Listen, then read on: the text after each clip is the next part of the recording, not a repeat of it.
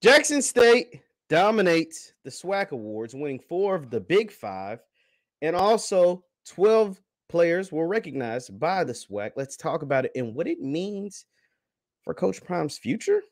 Let's talk about it after the bumper.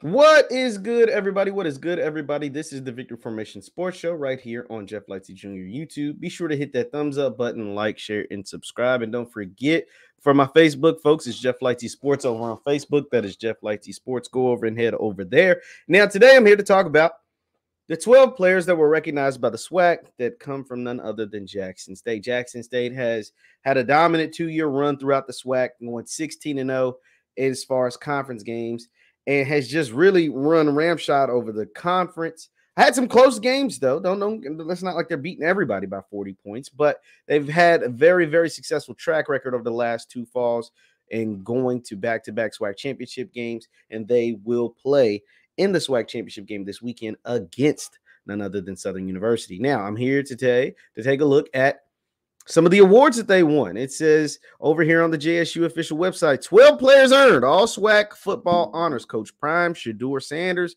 Aubrey Miller Jr., Kevin Coleman Jr. win top awards. Jackson State earned 4 major honors as 12 players were named to the all-conference team as the Southwestern Athletic Conference announced all-league honors. JSU quarterback Shedeur Sanders was named Offensive Player of the Year. Linebacker Aubrey Miller was named Defensive Player of the Year. The shocker to me was this one. Wide receiver Kevin Coleman Jr. was named Freshman of the Year, and Coach Prime Sanders was named Coach of the Year. Sanders and Miller were 2 of the 7 Jackson State players named first-team All-SWAC, alongside running back Savion Wilkerson, offensive lineman Tyler Brown, wide receiver Dallas Daniels, defensive end Niles Gaddy, and safety Cameron Silman Craig. A total of 5 Tigers earned second-team honors. Shane Hooks, DJ Stevens, Justin Reagan, who I think could have been on that first team, Isaiah Bolden, and kicker Alejandro Mata. See, Sanders set single season records with 32 touchdowns and completions with 284 while throwing for just over 3,000 yards and a career high 5 touchdowns. He set passing records, all of that good stuff. Sanders is a Walter Payton finalist, FCS Offensive Player of the Year, led Jackson State to his first 11-0 record in program history. Aubrey Miller made 98 tackles, 53 solo, 1 sack, and 3 forced fumbles, 2 fumble recoveries, 4 quarterback hits, 5 passing breakups, and 1 touchdown. He's also a finalist for the Buck Buchanan Award, which is the FCS Defensive Player of the Year, and recorded 8+ tackles in a game 7 times, including 4 10+ tackle games. Miller tied a career high with 19 tackles against Texas Southern, 17 against Alabama A&M, and 11 against Alcorn. Miller's the first JSU player to be named Defensive Player of the Year since Keontae Hampton in 2019. Now, this one was the shocker to me. Kevin Coleman, and I guess his kick return, his damage on kick return helped him out a lot here. He had 603 all-purpose yards. This season caught 32 passes for 320 yards and only 1 touchdown. But he averaged 25 yards per kickoff return and 8 yards per punt return. Now, that, to me, Travis wasn't eligible. He would have won that award.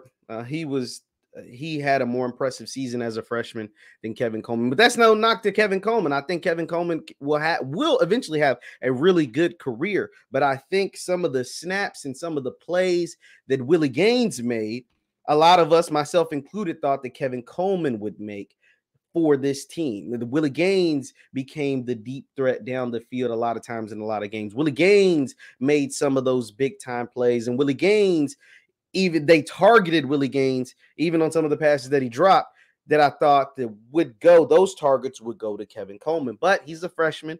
Every freshman isn't Travis Hunter. Every freshman doesn't have a season like Shedeur Sanders or Cameron Silman Craig, et cetera, et cetera. And so Kevin Coleman will continue to develop. And then obviously Coach Prime went to 2nd consecutive SWAC Coach of the Year, which is very impressive. Now, what does all this mean? I think this – so I talked to Dr. Cavill about this.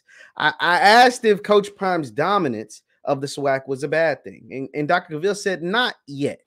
If he continues to do it on a consistent basis, just dominate the SWAC conference, one, he's eventually going to leave. There's no need to stay in a place where you just feel like the competition is now inferior and not even on par at all with what you're doing at JSU. And that's maybe why he's strongly considering. That gets me to my next point. That may be why he's strongly considering moving on, because maybe he feels, and it's just me assuming, I don't know, I haven't talked to the man, but maybe he feels he's getting to the point to where his coaching, his players, his staff, his, everything that he's doing is outgrowing the SWAC and outgrowing what's taking place in the SWAC. Now, part of why he went to JSU, what he's been stating this entire time, was to make change. And maybe he feels like it's just a question. You let me know in the chat. Let me know. Be sure to hit that thumbs up button as well. Maybe he feels like he has done his job. And the proof is in the pudding. Look at all the new TV deals you got. Look at all the new corporate sponsors that you got. Look at all these players that are being mentioned for national awards that may or may not have been nominated for these national awards before I was here. And look at the way we're dominating. Now, it's only been a few short years, but he hasn't captured a Celebration Bowl just yet. So some people will point, myself included, like, hey, you haven't done that. And HBCU football isn't just the SWAC. The SWAC is a big part of it. Don't get me wrong, the SWAC is a whole lot of it, but it's not just the SWAC. The MEAC got something to say too. And the MEAC had a whole lot to say in last year's Celebration Bowl. And they still have a whole lot more to say, HBCU Nightly included, to say in this year's Celebration Bowl.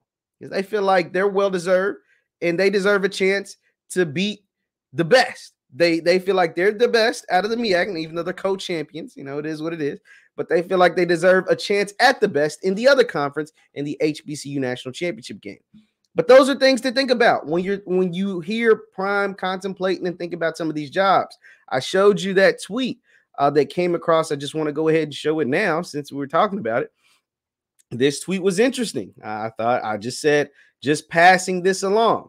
Now, this might be something to ask Coach Prime about when I get down there to Jackson. I will be at the SWAC championship game, by the way, in Jackson, Mississippi this week.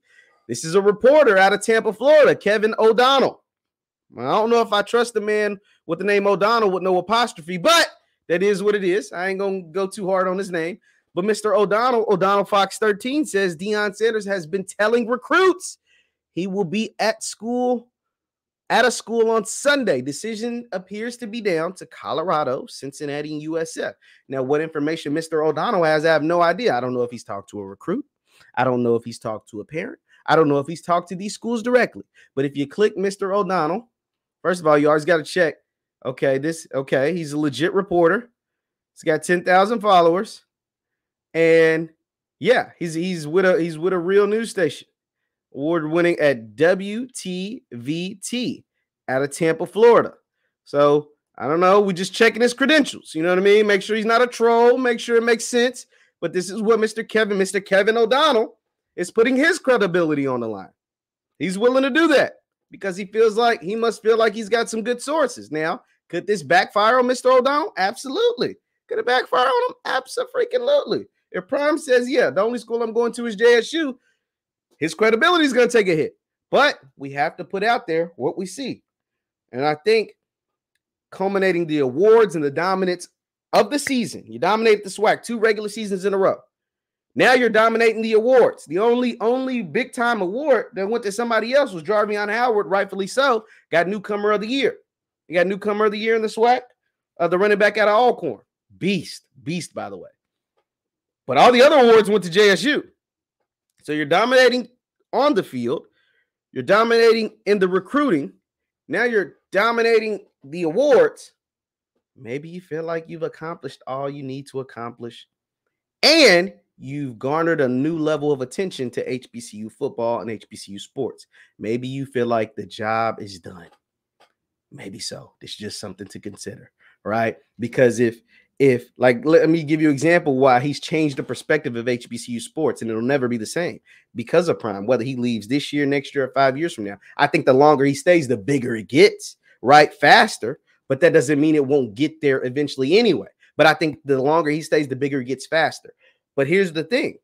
Think about it. If Prime converted 1 million new people, and it's more than that, but if he converted 1 million new people or helped convert 1 million new people to be SWAC fans or HBCU sports fans or hell, just Jackson State fans, when and if he leaves, some of them will leave, but not all 1 million.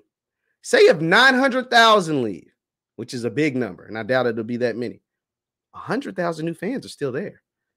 Say if 500,000 leave, 500,000 new fans are still there. And here's the thing about Deion Sanders and what he's done at JSU. It's more than 1 million.